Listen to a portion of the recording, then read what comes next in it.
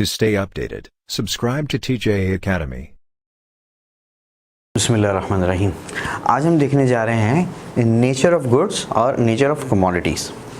देखिए, ये कोई स्पेसिफिक गुड्स नहीं है कि पर्टिकुलर गुड एक्स है जो कि एक पर्टिकुलर नेचर रखता है, नहीं, ये इंडिविजुअल पे बेस करता है कि बहुत सारे एक इंडिविजुअल के लिए गुड की नेचर कुछ और हो सकती है, उसी गुड की नेचर किसी और इंडिविजुअल के लिए कुछ और हो सकती है। तो आज हम नेचर ऑफ गुड्स पढ़ेंगे।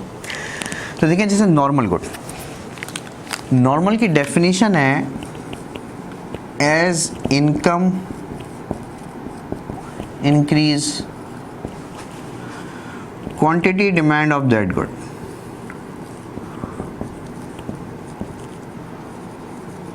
इंक्रीज। अच्छा, यहाँ पर एक आपको जहन में ये बात आ सकती है कि जब हम क्वांटिटी डिमांड की बात करते हैं तो सिर्फ प्राइस के थ्रू ही कर रहे होते हैं, अदरवाइज कोई और फैक्टर होता है तो हम डिमांड की बात करते हैं। तो देखें, यहाँ क्योंकि हम नॉर्मल बात कर रहे हैं तो हमने बात की इनकम की और keeping other factors remains constant. तो यहाँ जो कर्व हम कंसिडर करते हैं ना, याद रखिएगा, इस वक्त जो हम कर्व कंसिडर कर रहे हैं वो डिमांड कर्व नहीं है, वो कहलाता है एंगल कर्व, और वो बनता है इनकम और क्वांटिटी के दरमियान। ये नॉर्मल डिमांड कर्व नहीं है। तो क्योंकि यहाँ पर जो कर्व आता, अगर ये पॉजिटिव है तो क्योंकि यहाँ पर इसमें चेंज इस फैक्टर की वजह से ही आ रहा है जो वाई एक्सिस पर है, इसलिए हमने वर्ड यहाँ पर इस्तेमाल किया क्वांटिटी डिमांड। खैर, वापस आए तो अगर नॉर्मल गुड क्या है, अगर इनकम बढ़ेगी लोग उसकी डिमांड बढ़ा देंगे, for the sake of simplicity हम आसानी के लिए इस्तेमाल कर लेते हैं। इसी तरीके से अगर इनकम डिक्रीज होगी तो लोग क्वांटिटी डिमांड को क्या कर लेंगे, डिक्रीज कर देंगे। अगर किसी भी इंडिविजुअल के लिए कोई प्रोडक्ट इस नेचर की है कि अगर उसकी इनकम बढ़ती है तो वो उसकी डिमांड को बढ़ा देता है, इनकम कम होती है तो वो उसकी डिमांड को कम कर देता है, इसका मतलब है वो पर्टिकुलर गुड उस इंडिविजुअल के लिए कौन सी कमोडिटी है, नॉर्मल कमोडिटी है। इंफीरियर की बात करते हैं, अपोजिट केस है,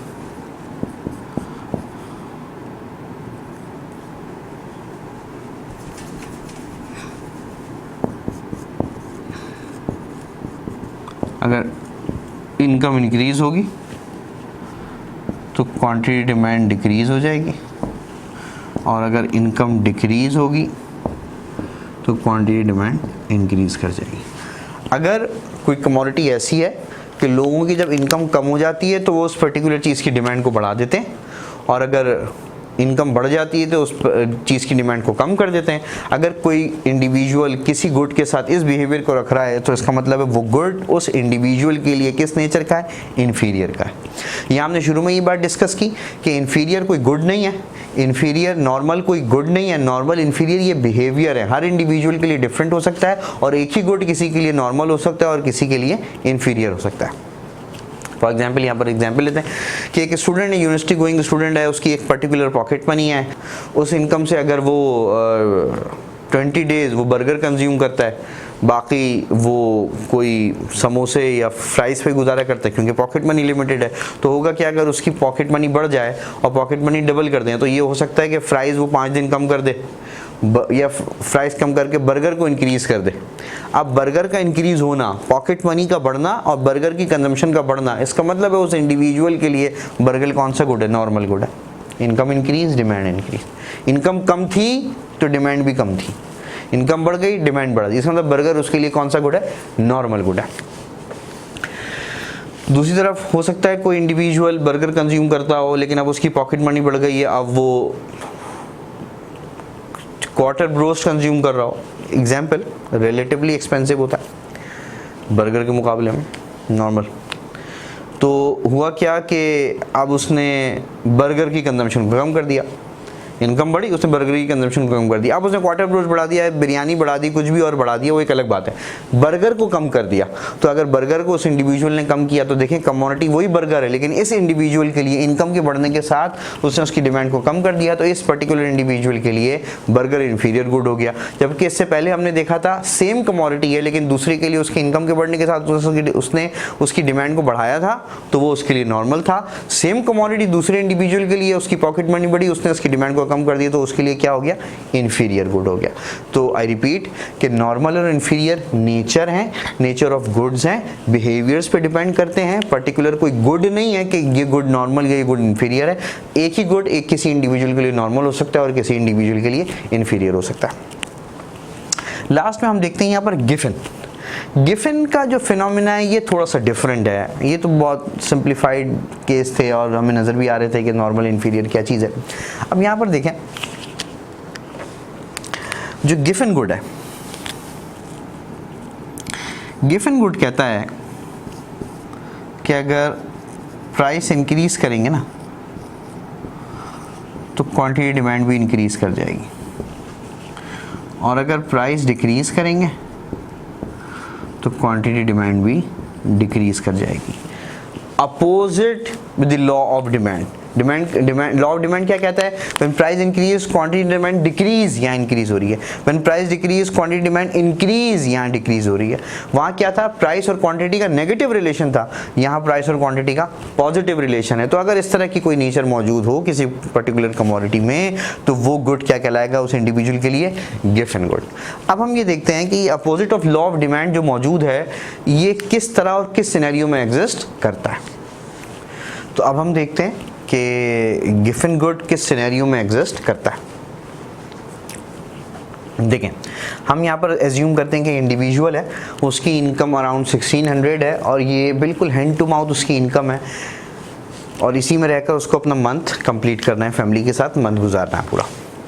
ब्रेड एंड फिश दो कमोडिटीज़ हैं आपके पास। ब्रेड एक चीप प्रोडक्ट है, फिश एक एक्सपेंसिव प्रोडक्ट है, इसकी प्राइस ज़्यादा है और महीना जो पूरा करने के लिए उसकी जो एक्सपेंसेस है, जो उसकी इनकम है वो 1600 है और ये ब्रेड के 80 यूनिट्स कंज्यूम कर रहा है, फिश के 20 यूनिट्स कंज्यूम कर रहा है, 800 एक्सपेंस कर रहा है ब्रेड पर, 800 एक्सपेंस कर रहा है फिश पर और इसका महीना पूरा हो जाता है हैंड टू माउथ, लेकिन कुछ सेव नहीं कर पाता।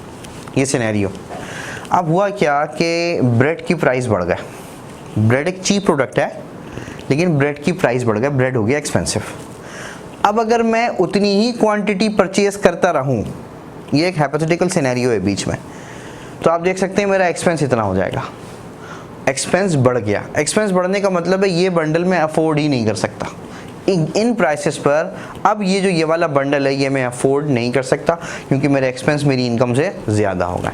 अब मुझे उसी इनकम में रहते हुए प्राइस के बढ़ने के बावजूद अपने पूरे मंथ को कवर करना है। तो मैंने क्या काम किया, इस इंडिविजुअल ने जो ब्रेड की प्राइसेस बढ़े थे, क्योंकि बहरहाल ये एक चीप प्रोडक्ट है, तो उसने एक्सपेंसिव गुड की जो डिमांड कर रहा था उसको कम करके वहाँ से पैसा बचाकर इसने चीप प्रोडक्ट की डिमांड को बढ़ा दिया। अब अगर आप अल्टीमेट यहाँ पर आके देखें तो देखें एक्सपेंस 1200 400 वापस क्या बन गया 1600। अब ये अपना पूरा महीना दोबारा कंटिन्यू कर रहा है, फुलफिल कर रहा है अपनी नीड्स को, कितने एक्सपेंसेस में 1600 में। तो अब देखें कि प्राइस ऑफ ब्रेड इंक्रीज होगा,